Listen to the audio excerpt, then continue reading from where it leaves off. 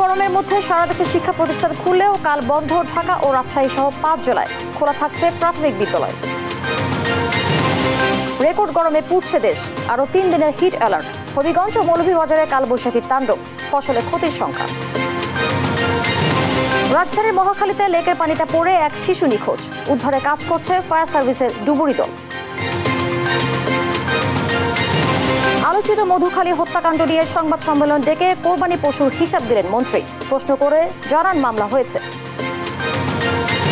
এবং যুক্তরাষ্ট্রের নিউ ইয়র্কে দুর্বৃত্তের গুলিতে প্রাণ গেল 2 বাংলাদেশির। কমিউনিটিতে শোক, সিলেট ও কুমিল্লার পরিবারে চলছে মাতম। সংবাদ রাতে দেখছিলেন AKSTM টিভার সংবাদ শিরোনাম, সঙ্গে আছে আমি করবী তৃষা। তীব্র দাবদাহের মধ্যে রোববার শিক্ষা প্রতিষ্ঠান খুললেও কাল ঢাকা, চুয়াডাঙ্গা, যশোর, খুলনা ও রাজশাহী জেলার শিক্ষা প্রতিষ্ঠান বন্ধ ঘোষণা করেছে সরকার। হিট অ্যালার্টের মধ্যেই স্কুল কলেজ খোলার প্রথম দিনে উপস্থিতি অনেকটাই কম। নোয়াখালী সহ বিভিন্ন জেলায় তীব্র গরমে অনেক শিক্ষার্থী অসুস্থ হয়ে পড়েছেন। যশোরে হিট স্ট্রোকে এক শিক্ষকের মৃত্যুর খবর এসেছে। পড়াশোনার ধারাবাহিকতা বজায় রাখতে তীব্র গরমে স্কুলে পাঠালেও উদ্বিগ্ন অভিভাবক। আর স্কুল খোলা থাকলেও মর্নিং শিফটে ক্লাস করানোর দাবি শিক্ষার্থীদের। সহকর্মীদের পাঠানো তথ্যচিত্রে টুম্পা আফরোজের রিপোর্ট। তীব্র দাবদাহের মধ্যেই রোববার খুলছে প্রাথমিক মাধ্যমিক স্কুল কলেজ। হিট অ্যালার্টের মধ্যেই শুরু হয়েছে শিক্ষা কার্যক্রম।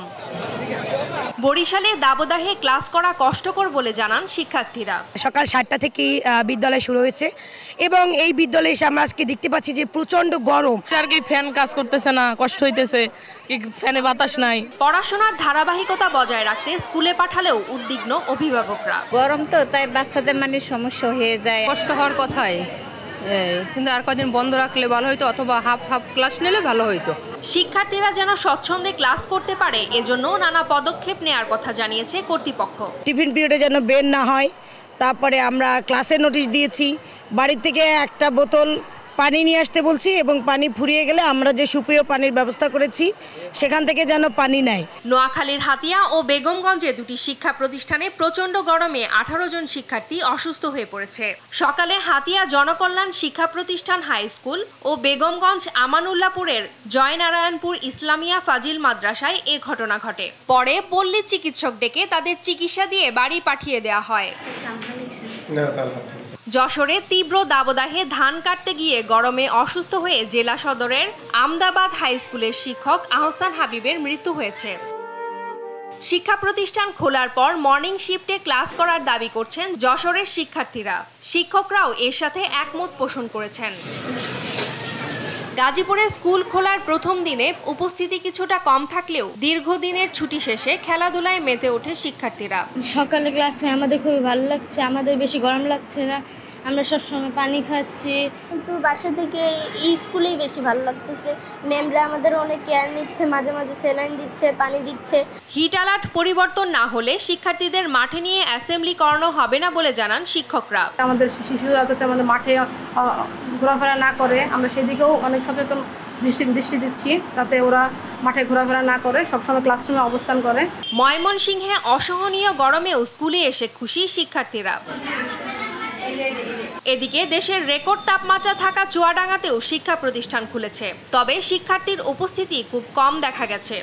আমাদের ক্লাসে মোট 77 জনের মধ্যে আমরা এখন 5 জন উপস্থিত আছি। এত গরমে ক্লাস 10টায় শুরু হওয়ার কারণে এত গরমে আমরা স্কুলে উপস্থিত হতে পারছি না। তীব্র দাবদাহে গত 21 এপ্রিল থেকে 25 এপ্রিল পর্যন্ত বন্ধ ছিল শিক্ষা প্রতিষ্ঠান।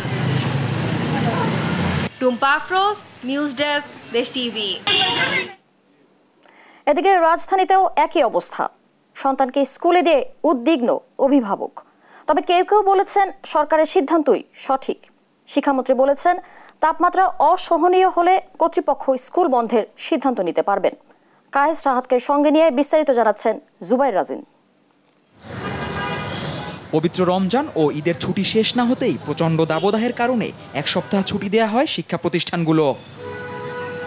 চলমান তাপ প্রবাহের মধ্যে রোববার থেকে খুলেছে প্রাথমিক, মাধ্যমিক ও উচ্চ মাধ্যমিক শিক্ষা প্রতিষ্ঠানগুলো। রাজধানীর বেইলি রোডে বিকারুন্নেসা স্কুলে ভোর থেকেই ক্লাসে আসতে থাকেন শিক্ষার্থীরা। দীর্ঘদিন পর ক্লাসে ফিরে খুশি তারা। আমরা এখন যেহেতু স্কুল অফ করলো, ক্লাসের ক্ষতি হবে, পড়াশোনার ক্ষতি হবে, তো এটার জন্য আসলে বিশেষ ব্যবস্থা নেওয়া দরকার যে কীভাবে করলে ভালো হয়। কলেজ বন্ধ থাকলে তো পড়াশোনার ক্ষতি একটু হতোই। এখন সরকার থেকে প্রজ্ঞাপন দিয়েছে, দেখলাম যে শনিবার দিন আমাদের ক্লাস শুরু করছে, তো সেটা যদি বেশ কয়েকদিন চালু থাকে তাহলে মনে হয় পড়াশোনার ক্ষতিটা একটু কমিয়ে আনা সম্ভব। একই চিত্র ঢাকার Motijheel ideal school and college এবং নটরডেম কলেজেও। মন্ত্রণালয়ের নির্দেশনা মেনে শিক্ষার্থীরা সঙ্গে এনেছে পানির বোতলও। তাপমাত্রার কারণে অনেক পড়াশোনার অসুবিধা হচ্ছে এবং শারীরিকভাবেও নিজেদের অসুস্থ মনে হয়, অনেক অসুস্থ হচ্ছে অনেকে হয়তো বা। এটা আসলে মানসিকভাবে একটা ক্ষতিকর স্বাস্থ্যের জন্য। অনলাইন প্ল্যাটফর্মের মাধ্যমে যদি আমাদের ক্লাসটা নেওয়া হতো তাহলে প্রতিকূল পরিবেশে আমরা সিলেবাসটাও শেষ হতো, তো আমাদের পড়ালেখার স্টাডির ধারাবাহিকতাও বজায় থাকতো। গরমে মতিঝিল আইডিয়ালে কয়েকজন শিক্ষার্থী অসুস্থ হয়ে পড়েন। তাপ প্রবাহের মধ্যে শিক্ষার্থীদের সুস্থতা নিয়ে উদ্বিগ্ন অভিভাবকরা। পড়াশোনার ক্ষতি, কিন্তু জীবনের চেয়ে তো পড়াশোনার ক্ষতি কিছু। ছুটি দিলে মনে হয় ভালো, তো বাচ্চাদের যে অবস্থা, তো বের হলে একজন অসুস্থ হয়ে যায়। লেখাপড়ার ক্ষতি হচ্ছিল এটা আমরা বুঝতেছি, আরও এক সপ্তাহে এক্সট্রাগুলো সম্ভবত ভালো হতো আর কি, বাচ্চাদের জন্য সুবিধা হতো, গার্ডিয়ানদের জন্য। রাজধানীতে এক অনুষ্ঠান শেষে শিক্ষামন্ত্রী জানান, কোনো জেলায় তাপমাত্রা অসহনীয় পর্যায়ে বেড়ে গেলে স্থানীয় বিদ্যালয়গুলো নিজস্ব পদ্ধতিতে সিদ্ধান্ত নিতে পারবে। এলাকা ভিত্তিক জেলা পর্যায়ে যদি 42 ডিগ্রি তাপ সেলসিয়াসের উপরে যদি সেখানে যায়, সেখানে জেলা প্রাথমিক শিক্ষা অফিসার আছে, জেলা মাধ্যমিক শিক্ষা অফিসার আছেন, তারা আঞ্চলিক পর্যায়ে আলোচনা করে সেই জায়গার প্রতিষ্ঠানগুলোকে সেটা বন্ধ রাখতে পারেন এবং সময়সীমাটাও পরিবর্তন করতে পারেন, এটা অঞ্চল ভেদে হোক। তবে রাতে শিক্ষা মন্ত্রণালয় জানায়, চলমান তাপদাহের কারণে ঢাকা, চুয়াডাঙ্গা, যশোর, খুলনা ও রাজশাহী জেলার সব মাধ্যমিক স্কুল, কলেজ, মাদ্রাসা ও কারিগরি শিক্ষা প্রতিষ্ঠান সোমবার বন্ধ থাকবে। তবে সকালে ক্লাস হওয়ায় প্রাথমিক বিদ্যালয় খোলাই থাকছে। মর্নিং করে দিয়েছি, তারপর প্রাক প্রাথমিক বন্ধ করে দিয়েছি, যে কারণে আমাদের আর নতুন কোনো সিদ্ধান্ত নেই। আমাদের প্রচণ্ড দাবদাহ চলমান থাকায় কিছু সতর্কতামূলক ব্যবস্থা নিয়েছে শিক্ষা বিভাগ। আপাতত বন্ধ থাকছে অ্যাসেম্বলি, কমেছে স্কুলের সময়ও। জুবায়ের রাজিন, দেশ টিভি, ঢাকা। এপ্রিলের টানা তাপপ্রবাহে অতিষ্ঠ জনজীবন। গরমের তীব্রতায় পরিস্থিতি হয়ে উঠেছে অসহনীয়। জনগণকে সতর্ক করতে সারা দেশে চতুর্থবারের মতো জারি করা হয়েছে হিট অ্যালার্ট। আবহাওয়া বার্তায় এখনই নেই কোনো সুখবর। চলমান দাবদাহ থাকবে আরও কয়েকদিন। ফজলে আদিত্যের রিপোর্ট। সারা দেশে চতুর্থবারের মতো জারি হয়েছে হিট অ্যালার্ট। কড়া রোদ, উষ্ণ বাতাস আর তীব্র দাবদাহে বিপর্যস্ত হয়ে পড়েছে রাজধানী সহ সারা দেশের জনজীবন। এই তীব্র গরমে জীবিকার তাগিদে ঘরের বাইরে বের হয়ে বিপাকে পড়ছে সাধারণ মানুষ। অসহনীয় গরম, মানে গা পুড়ে যাচ্ছে আর কি, মানে শরীরের ভেতরে মানে রোদটা আর কি সহ্য হয় না। কষ্ট হচ্ছে যাওয়া আসায়, কিন্তু বাট পড়াশোনাটাও দরকার। গরম তো থাকবেই, তো গরমের মধ্যে তো পড়াশোনাও করতে হবে। আমার আজকে বের হয়ে মনে হয়েছে যে আসলে ওদের স্কুলে পাঠানোটা ঠিক হবে না, কারণ আমি নিজেই অসুস্থ হয়ে যাচ্ছি। তীব্র রোদ ও দাবদাহ উপেক্ষা করে সাধারণ মানুষের সেবা নিশ্চিতে প্রচেষ্টার কমতি নেই ট্রাফিক পুলিশ থেকে শুরু করে বিভিন্ন সেবা সংস্থার। গরমের মধ্যে যারা একদম অসুস্থ হয়ে আছে তারা আমাদের বিশ্রামাগারে বিশ্রাম করতে পারবেন এবং সাথে সাথে আমরা পানি দিয়ে থাকি তাদেরকে। আমি এখানে অনেক আরাম পাইছি, বসে 5 মিনিট বসছি, আমাকে পানি দিয়ে আপ্যায়ন করছে, আমি অত্যন্ত খুশি হয়েছি। বর্তমান যে তাপমাত্রা, যে তাপদাহর যে অবস্থা, আসলে ডিউটি করা সত্যিকার অর্থে এটা খুব প্রতিকূল অবস্থা আমাদের জন্য।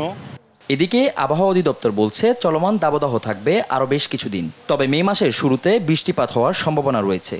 এখন পর্যন্ত আমাদের দেশে যে সর্বোচ্চ তাপমাত্রা পেয়েছে এটা 42.7 ডিগ্রি। গত 26 এবং 27 তারিখে এটা চুয়াডাঙ্গা, যেহেতু কাছাকাছি, মানে 8.3 ডিগ্রি, এটা হতে পারে 43-এর কাছাকাছি যেতে পারে। তার এখনই তো 43-এর কাছাকাছি, 42.7 তারিখে এটা ক্রস করতে পারে, মানে করবে এটা বলা যাচ্ছে, তবে করার সম্ভাবনা আছে। গত 24 ঘন্টায় সারা দেশে বৃষ্টিপাত রেকর্ড করা হয়েছে সিলেটে 84 মিলিমিটার। তবে বৃষ্টির ভারী বর্ষণ হলে তাপমাত্রা 4 থেকে 5 ডিগ্রি কমবে বলে জানিয়েছে আবহাওয়া অধিদপ্তর। ফজলে আদিত্য, দেশ টিভি, ঢাকা। তীব্র তাপদাহের মাঝে রোববার বিকালে মৌলভীবাজারের শ্রীমঙ্গলে ঝড় বৃষ্টিতে উপচে পড়ে গাছপালা। 5:30টার দিকে প্রায় 20 মিনিট ঝড় ও তীব্র বাতাস থাকে। কিছু কিছু জায়গায় কাঁচা পাকা ঘরে চাল উড়ে যায়। হবিগঞ্জের নবীগঞ্জ উপজেলায়ও কালবৈশাখী ঝড় ও শিলাবৃষ্টি হয়েছে। শিলাবৃষ্টিতে হাওরের বোরো ধান ও ঘরবাড়ির ক্ষয়ক্ষতি হয়েছে। সহকর্মীদের পাঠানো তথ্যচিত্রে ডেস্ক রিপোর্ট। রোববার বিকেলে মৌলভীবাজারের শ্রীমঙ্গলে তীব্র দাবদাহের ভেতর ঝড় বৃষ্টিতে উপড়ে পড়ে গাছপালা। 5:30 থেকে প্রায় 20 মিনিট স্থায়ী ঝড় ও তীব্র বাতাসে কিছু কিছু জায়গায় কাঁচা পাকা ঘরের চাল উড়ে যায়। ঝড়ে কমলগঞ্জের লাওয়াছড়ায় ট্রেন লাইনের ওপর বেশ কিছু গাছ উপড়ে পড়ায় সিলেটের সঙ্গে সারা দেশের রেল যোগাযোগ সাময়িক বন্ধ ছিল। এদিকে তীব্র ঝড় ও বাতাসে গাছপালা ও বিদ্যুতের খুঁটি উপড়ে পড়ায় পুরো শহরে বিদ্যুৎ সরবরাহ কিছু সময়ের জন্য বন্ধ হয়ে যায়। হবিগঞ্জের নবীগঞ্জে কালবৈশাখী ঝড় ও শিলাবৃষ্টিতে হাওরের বোরো ধান ও ঘরবাড়ির ক্ষয়ক্ষতি হয়েছে। বিকেল 3:30টার পর 2 ধাপে নবীগঞ্জ উপজেলার পৌর এলাকা গজনাইপুর, দেবপাড়া ও পানি উমদা ইউনিয়নের বিভিন্ন স্থানে শিলাবৃষ্টি হয়। শিলাবৃষ্টির স্থায়িত্ব ছিল প্রায় 20 মিনিটের মতো। এক একটা শিলার ওজন 150 থেকে 200 গ্রাম। শিলাবৃষ্টিতে অনেক জায়গায় ঘরের টিন ছিদ্র হয়ে গেছে। এতে বোরো ধানের ব্যাপক ক্ষতি হওয়ার শঙ্কা রয়েছে। টুম্পা আফরোজ, নিউজ ডেস্ক, দেশ টিভি। গরমের তীব্রতায় হাসপাতালগুলোয় বাড়ছে রোগীর সংখ্যা। গেল এক সপ্তাহে প্রতিদিনই রাজধানীর মহাখালী আইসিডিডিআরবি হাসপাতালে ভর্তি হচ্ছেন 500-এরও বেশি রোগী। ডায়রিয়া, পানশূন্যতায় বয়স্কদের চেয়ে শিশুরাই বেশি আক্রান্ত হচ্ছেন। এ অবস্থায় শিশুদের বিষয়ে বাড়তি সতর্কতার পরামর্শ বিশেষজ্ঞদের। হাসান মাহমুদের রিপোর্ট। মহাখালী আন্তর্জাতিক উদারময় গবেষণা কেন্দ্র আইসিডিডিআরবি হাসপাতালের বাইরে রোগীদের ভিড় গেল এক সপ্তাহের বেশি অনেকটাই নিয়মিত। সারা দেশে চলমান তীব্র তাপপ্রবাহে প্রতিদিন 500-এর বেশি রোগী ভর্তি হচ্ছে এ হাসপাতালে, যাদের অধিকাংশই শিশু। ডায়রিয়া, পানিশূন্যতার মতো রোগে শিশুরা আক্রান্ত হচ্ছেন বেশি, তবে নিউমোনিয়ার মতো শিশুর সংখ্যা বাড়ছে প্রতিদিনই। 4 দিন জ্বর ছিল প্রথম, এরপরে 4 দিন রাত্রে ঘুমাচ্ছে, ঘুমানো মাগরিবের পর থেকে খালি পাতলা পায়খানা। বাচ্চা পায়খানা, বমি করতেছে, খাওয়া দাওয়া কিছু করতেছে না। সকাল 11টার দিকে আসছি। গত পরশুদিন থেকে কম ছিল, কিন্তু গতকালকে বেশি হয়েছে। তীব্র গরমে আক্রান্ত হচ্ছেন রাজধানীর কর্মজীবী মানুষও। 7 দিন হলো, কালকে ভর্তি হয়েছি, বাড়িতে বসার তো 4 দিন। বমি হয় না, পাতলা পায়খানা গত রাত থেকে একটু বেশি, গত রাতে প্রায় 7-8 বার গেছে। এখন 11টার দিক দিয়ে আইসা আল্লাহর মতে এখন আর পায়খানা আর হয়েছে না, আল্লাহর মতে ভালো আছে। অন্যান্য বছর এপ্রিলের মাঝামাঝি ও জুলাইয়ে বড় ধরনের চাপ থাকে আইসিডিডিআরবি হাসপাতালে, তবে এবার শিশুরা ডায়রিয়া ও পানিশূন্যতার সঙ্গে নিউমোনিয়ায় আক্রান্ত হচ্ছেন বলে জানান চিকিৎসকরা। যারা বড় রোগী আসতেছে তাদের মাত্রাতিরিক্ত পানিশূন্যতা নিয়ে আসতেছে কিছু কিছু, কিন্তু বেশিরভাগই বাচ্চা রোগী এখন পর্যন্ত আসতেছে। নিউমোনিয়া যে কিছু ভাইরাস এবং ব্যাকটেরিয়া হয়, এটা মোটামুটি সারা বছরই থাকে, তবে হচ্ছে শীতের পরপরই এই সময়টা একটু বেশি হয়। তো আমরাও কিছু কিছু সব নিউমোনিয়া পেশেন্ট পাচ্ছি।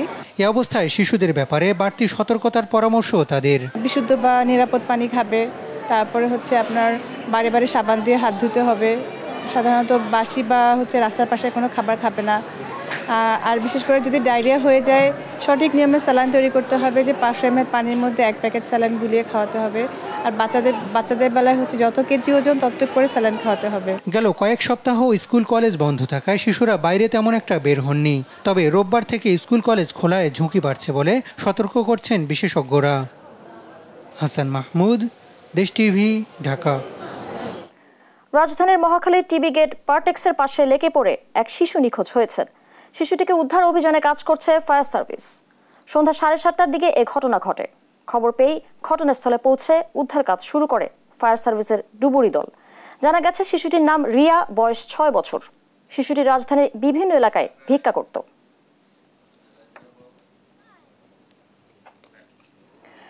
এই বিষয়ে বিস্তারিত জানাতে সরাসরি যুক্ত হচ্ছেন সহকর্মী মাজাহারুল ইসলাম। মাজাহার, উদ্ধার কাজের সবশেষ পরিস্থিতি আমাদেরকে জানাবেন। তিশা, আপনাকে ধন্যবাদ। আপনি যেমনটা বলছিলেন যে রাজধানীর গুনশাল লেকের পারে মূলত টিবি গেট এলাকায় সন্ধ্যা 7টার দিকে রিয়া নামক 8 বছরের একটি শিশু, মূলত তাকে পথ শিশু, আসলেও অসাবধান মূলত এই লেক পাটটিতে পড়ে যায়। তার সাথে আরেকটি ফাতেমা নামে 12 বছরের একটি মেয়ে ছিল। তার ভাষ্য মতো যে তারা সারাদিন ভিক্ষা করে যে কটা টাকা পেয়েছিল, সেই টাকা নিয়ে মূলত একজন আরেকজনের সাথে তারা টাকার হিসাব করছিল। এই লেক পাটটিতে ঠিক এখানে ছোট্ট একটা ব্রিজ আছে, এই ব্রিজে দাঁড়িয়ে তারা টাকাগুলো হিসাব করছিল। হঠাৎ করেই মূলত তার সাথে যে রিয়া নামক যে শিশুটি, সে লেক পাড়ে পড়ে যায়। সে মূলত প্রথমে আশপাশের 2 জন মানুষকে ইনফর্ম করে যে তার সাথের বাচ্চাটি পড়ে গিয়েছে। এরপর স্থানীয় 2 জন ছেলে এসে মূলত তারা এই লেক পাট্টিতে হচ্ছে তারা প্রথম থেকে খোঁজাখুঁজি করে, তারা অনেকক্ষণ খোঁজাখুঁজির পরে যখন তারা মেয়েটির হদিস না পাচ্ছিল তখন মূলত তারা হচ্ছে স্থানীয় ফায়ার সার্ভিসকে তারা হচ্ছে জানায়। এরপরে ফায়ার সার্ভিসে প্রায় 1 ঘন্টা পরে ফায়ার সার্ভিসের 2টি ইউনিট এসে মূলত কাজ শুরু করে। প্রায় 3 ঘন্টা যাবৎ ফায়ার সার্ভিসের 2টি ইউনিট কাজ করছে। একই সাথে ফায়ার সার্ভিসের একটা ডুবুরি দল এখানে কাজ করছে। 3 ঘন্টা খোঁজাখুঁজির পরে এখনও তারা মূলত মেয়েটিকে খুঁজে পায়নি। তো আমরা এখানে সেটা যেটা স্থানীয় সাথে কথা বলে যেটা জানতে পারলাম যে এখানে পানির স্রোত নেই বা গভীরতা খুব বেশি না, তা আসলে খুঁজে না পাওয়াটা আসলে তারাও কোনো বুঝতে পারছেন না। একই সাথে ফায়ার সার্ভিসও বলছে যে তারা যতক্ষণ না পর্যন্ত এটার কোনো হদিস না পাবেন, অর্থাৎ বাচ্চাটিকে খুঁজে না পাওয়া যাবে, ততক্ষণ পর্যন্ত তারা তাদের উদ্ধার কার্যক্রম চালিয়ে যাবেন। এখন পর্যন্ত 3 ঘন্টার পরে তারা মূলত একটু রেস্ট নিচ্ছেন, বিশ্রামের পরে তারা তাদের আবার কার্যক্রম শুরু করবেন। আপনি এখানে দেখতে পাচ্ছেন যে মূলত সন্ধ্যার পর থেকেই যে দীর্ঘ সময়ের একটি ঘটনা, এখানে কিন্তু উৎসুক জনতা ভিড় করছেন এবং তারা দেখছেন যে কেন কিভাবে ঘটনাটি ঘটলো। প্রত্যক্ষদর্শীদের বেশিরভাগের মতোই মূলত বাচ্চাটি হয়তোবা সাঁতার জানতো না, যার ফলে তাকে সেভাবে খুঁজে পাওয়া যাচ্ছে না। আপনাকে আরেকটি জিনিস জানিয়ে রাখি যে বাচ্চার বাবা মাকে কিন্তু খুঁজে পাওয়া যায়নি। তার যতটুকু এসে এখানে জানতে পারলাম যে তার মা নেই আর বাবা হচ্ছে অসুস্থ, কড়াইল বস্তিতে তারা থাকে, যার ফলে তাদের আত্মীয় স্বজনকে সেভাবে কিন্তু খুঁজে পাওয়া যায়নি।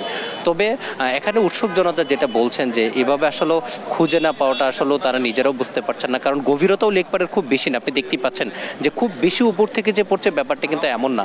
ফায়ার সার্ভিস নিজেও আশ্চর্য হচ্ছেন যে এতটুকু জায়গার মধ্যে মূলত দীর্ঘ সময় তারা খোঁজাখুঁজি করছেন, এখনও বাচ্চাটিকে খুঁজে পাচ্ছেন না। তবে তারা যেটি আশ্বস্ত করেছেন তারা শেষ পর্যন্ত এটার উদ্ধার কার্যক্রম চালিয়ে যাবেন যতক্ষণ না পর্যন্ত বাচ্চাটিকে পাওয়া যায়। স্থানীয় জনগণ যেটা বলছে যে তারাও দেখছেন, তারাও ফায়ার সার্ভিসের কার্যক্রম নিয়ে তারাও হচ্ছে সন্তুষ্ট যে তারা দীর্ঘক্ষণ যাবৎ এমন একটি জায়গায়, তারা ছোট জায়গায় এতগুলো মানুষ এসে ফায়ার সার্ভিসের মোট 11 জন ব্যক্তি এখানে কাজ করছেন। তারা সেই 3 ঘন্টা যাবতই কিন্তু নিরলসভাবে তারা তাদের চেষ্টা করে যাচ্ছেন। তবে আসার কথা এখনো পর্যন্ত যেহেতু বাচ্চাটিকে খুঁজে পাওয়া যায়নি, তার আত্মীয় স্বজনকে সেভাবে খুঁজে পাওয়া যায়নি। বাচ্চাটি পথশিশু হওয়ার কারণে কিন্তু তার পরিচয় সেভাবে হচ্ছে এখনো জানা যায়নি। তার সাথে যে আরেকটি সহপাঠী ছিল মূলত সে তার ভাষ্য মতে যে তারা 2 জন একসাথেই মানে টাকার ভাগাভাগি করছিল বা টাকার হিসাব করছিল, তার পাশ থেকে হঠাৎ করে সে পড়ে যায়। আমাদের কাছে যেটা মনে হচ্ছে ব্রিজে হয়তো বা বাচ্চাটি বসেছিল, এখানে ছোট্ট একটা ব্রিজের দেখা যাচ্ছে, সেটা থেকে হয়তো বা আনফর্চুনেটলি সে ছিটকে পড়ে যায়, যার ফলে কিন্তু তাকে আর খুঁজে পাওয়া যাচ্ছে না। তবে সবাই আশ্চর্য হচ্ছেন যে স্রোত নেই, আবার অনেকে ধারণা করছেন বাচ্চাটি আবার উঠে গেছে কিনা। সব মিলে অনেক প্রশ্ন আছে, তবে সব প্রশ্নের উত্তর হয়তো বা বাচ্চাটিকে যখন খুঁজে পাওয়া যাবে তখনই হয়তো বা আমরা সব কিছু জানতে পারবো। তবে ফায়ার সার্ভিস চেষ্টা করছেন, তারা আপাতত কাজ করছেন না, একটু রেস্ট নিচ্ছেন, তারপরে হয়তো বা তারা আবার কাজ করবেন। বাচ্চাটি বেঁচে আছে না মারা গেছে এখনো পর্যন্ত এরকম কোনো আমরা তথ্য পাইনি। যেহেতু ফায়ার সার্ভিস কাজ করছে, তারা মূলত তাদের কাজ যখন সমাপ্তি ঘোষণা করবে দেন তারা হয়তো বা গণমাধ্যম কর্মীদেরকে বিস্তারিত জানাবে, তখন হয়তো বা আমরা জানতে পারবো মূলত ঘটনাটি কোন দিকে কিভাবে ঘটলো বা এখন পর্যন্ত কি হতে পারে, বাচ্চাটিকে আদৌ খুঁজে পাওয়া যাবে কিনা। এই এখনো পর্যন্ত যেহেতু তারা কোনো আনুষ্ঠানিকভাবে কোনো ব্রিফিং করেনি, তাই আমরা হয়তো বা বুঝতে পারছি না শেষ পর্যন্ত কি হবে। তবে আমরা শেষ পর্যন্ত আমরাই ওখানে থাকবো যে বাচ্চাটিকে শেষ পর্যন্ত খুঁজে পাওয়া যাবে কিনা। আমরা আশা করছি বাচ্চাটিকে সুস্থ অবস্থায় খুঁজে পাওয়া যাবে, যেহেতু দীর্ঘ সময় পার হয়ে গেছে। আসলে সেই আশাই কতটুকু বা আমাদের আশাব্যঞ্জক হবে হয়তো বা শেষ পর্যন্ত আমাদেরকে অপেক্ষা করতে হবে। এই ছিল রাজধানীর মহাখালীর টিবি গেট এলাকা থেকে নিখোঁজ হওয়া বাচ্চা সম্পর্কে আমার কাছে সর্বশেষ তথ্য। তিশা, ধন্যবাদ আপনাকে। দর্শক, রাজধানীর মহাখালী লেকের নিখোঁজ শিশুর অভিযানের সবশেষ খবর শুনছিলাম সহকর্মী মাজহারুল ইসলামের কাছ থেকে। দেখছেন সংবাদরাত।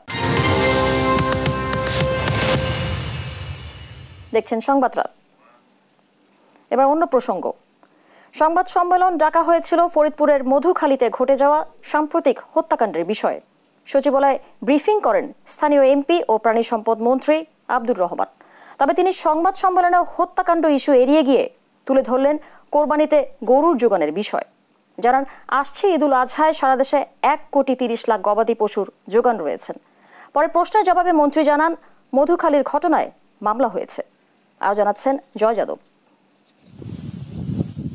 মন্দিরে আগুনের ঘটনায় সম্প্রতি ফরিদপুরের মধুখালী উপজেলায় 2 নির্মাণ শ্রমিককে পিটিয়ে হত্যা করে এলাকাবাসী।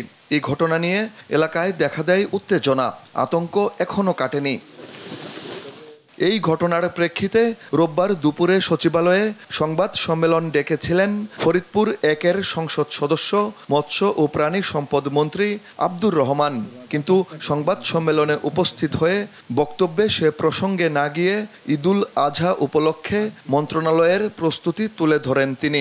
জানান, দেশীয় খামারিরা প্রয়োজনের তুলনায় বেশি গবাদি পশু প্রস্তুত রেখেছেন। মূল্য ক্রয় ক্ষমতার মধ্যেই থাকবে, ফলে প্রয়োজন হবে না আমদানির।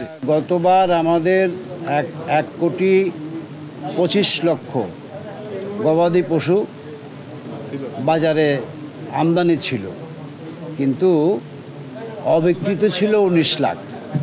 সেই জায়গায় এবার সর্বমোট 1,30,00,000-এর অধিক ব্যবস্থা রাখা হয়েছে। কোনো কারণেই এই গবাদি পশু আমদানি করবার কোনো কারণ নেই, কোনো হেতু নাই। পরে সাংবাদিকদের এক প্রশ্নের জবাবে তিনি জানান, মধুখালীতে হত্যার ঘটনায় জড়িতদের বিরুদ্ধে 3টি মামলা হয়েছে। আসামিদের ধরতে অভিযানও চলছে। ইতিমধ্যেই তো 13 জনকে গ্রেপ্তার করা হয়েছে এবং 31 জন আসামি, তাদের বিরুদ্ধে ফৌজদারি মামলা হয়েছে, 3টি মামলা হয়েছে এবং যারা এর সঙ্গে জড়িত তারা নিজেরা পলাতক। তাদেরকে খুঁজে বের করবার জন্যে যাবতীয়ভাবেই আইন শৃঙ্খলা বাহিনী তাদের চেষ্টা অব্যাহত রয়েছে। ধর্মীয় উৎসবকে সামনে রেখে কোনো সুবিধাবাদী আর মতলববাজ গোষ্ঠী যেন অপতৎপরতা চালাতে না পারে, সেজন্য সবাইকে সজাগ ও সতর্ক থাকার আহ্বান জানান মৎস্য ও প্রাণী সম্পদ মন্ত্রী। জয় যাদব, দেশ টিভি, ঢাকা। গৃহায়ন, গণপূর্ত ও অর্থ মন্ত্রণালয়ের সাবেক যুগ্ম সচিব আব্দুল আজিজের দ্বিতীয় মৃত্যুবার্ষিকী আজ। মরহুমের মাগফিরাত কামনায় তার নিজ বাড়ি কুমিল্লার মুরাদনগরের চাপিতলায় আয়োজন করা হয় দোয়া মাহফিল ও কুলখানির। এতে অংশ নেন 39টি মসজিদ, মাদ্রাসা ও এতিমখানার শিশু মুসল্লি ও স্থানীয়রা। কুমিল্লা থেকে সুমন কবিরের রিপোর্ট, জানাচ্ছেন শুভশ্রী রায়।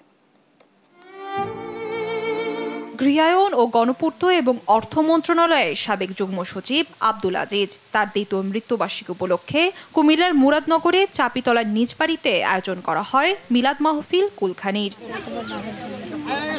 মরহুমের মাগফিরাত কামনায় কোরআন তেলাওয়াতের মাধ্যমে শুরু হয় কুলখানির আনুষ্ঠানিকতা। এতে অংশ নেন বিভিন্ন মাদ্রাসার 250 হাফেজ। বাদ জোহর মরহুম আব্দুল আজিজের কবরের পাশে মিলাদ মাহফিল ও মোনাজাতে দোয়া করেন মুরাদনগরের 39টি মসজিদ, মাদ্রাসা ও এতিমখানার শিশু, মুসল্লি ও স্থানীয় মানুষ। মরহুমের বর্ণাঢ্য জীবন, মানবিক গুণাবলী এবং সমাজসেবায় অনুকরণীয় দৃষ্টান্তের স্মরণ করেন কুলখানিতে আসা অতিথিরা। এতটা মানবিক, এতটা সুখময় এবং প্রশান্তির একটি বর্ণাঢ্য জীবন ছিল, যেটা তিনি আসলে এই এলাকার জন্য একটি ইতিহাস তৈরি করে দিয়েছেন। জয়েন্ট সেক্রেটারি হয়ে বাংলাদেশ চাবিতলা ইউনিয়নের অনেক উন্নয়ন কাজ করেছেন, যে ইউনিয়নবাসী ওনার কাছে আজীবন কৃতজ্ঞ। একই সঙ্গে স্থানীয় মসজিদ, মাদ্রাসা ও শিক্ষা প্রতিষ্ঠানের উন্নয়নে তার সুযোগ্য সন্তান দেশ টিভির ব্যবস্থাপনা পরিচালক আরিফ হাসানের অবদানের কথাও তুলে ধরেন স্থানীয় মানুষ। ও ছিল মানবিক, সেও এরকম একজন মানবিক দানবীর হইতেছে। আমরা দোয়া করি তার জন্য যাতে যে আরো আগাইতে পারে, তার বাবার নাম দিয়ে রাখতে পারে। আজিজ সাহেবের ছেলে আরিফ সাহেব, ওনায় আমাদের চাবিতলা একটি বড় একটি মসজিদ করবে। আমরা শুনে সবাই খুশি, যাতে মসজিদের 1000 লোকের নামাজ হবে।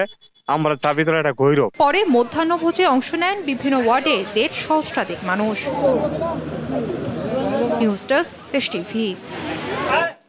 দেখছেন সংবাদরাত।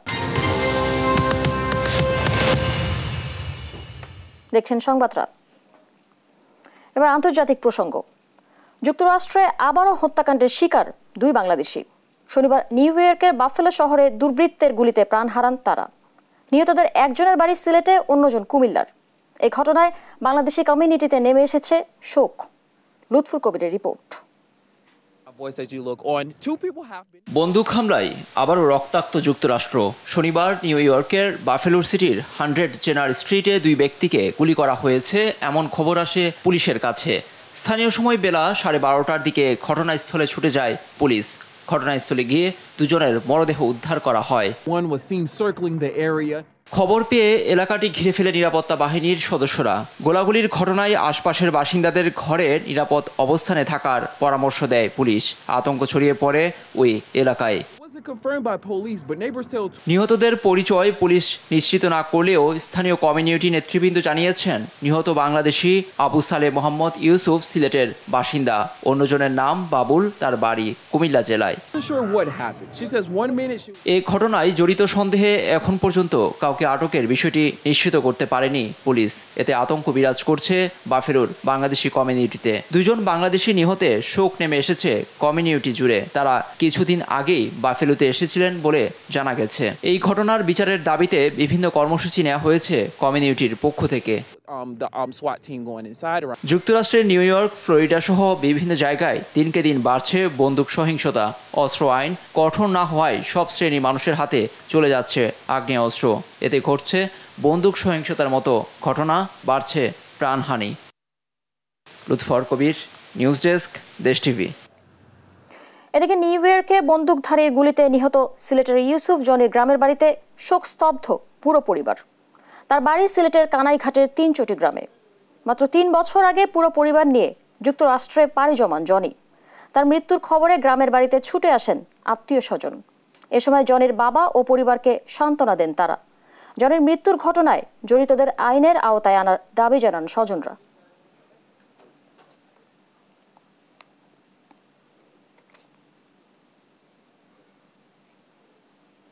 এবার খেলার সংবাদ।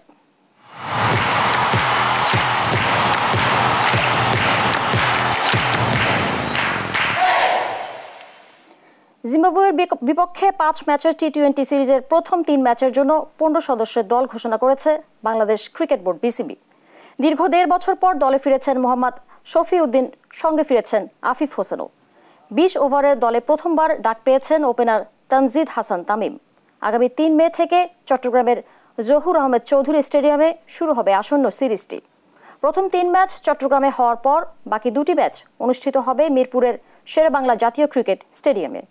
এই সিরিজের পর টি-20 বিশ্বকাপের আগে স্বাগতিক যুক্তরাষ্ট্রের বিপক্ষে আরেকটি সিরিজ খেলবেন টাইগাররা।